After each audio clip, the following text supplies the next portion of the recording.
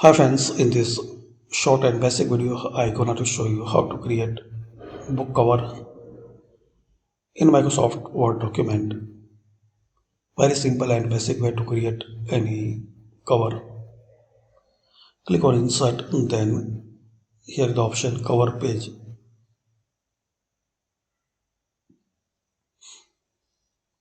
Here you will get a list of ready to use template.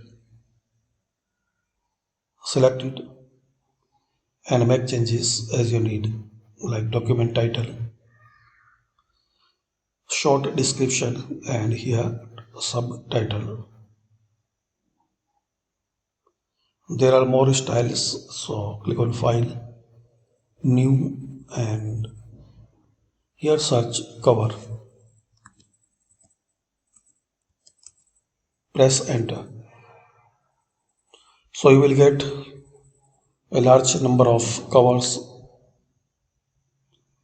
Select the style and make edit, customize and modify what you need. You can change any element which you like. For different purpose you will see the cover ideas.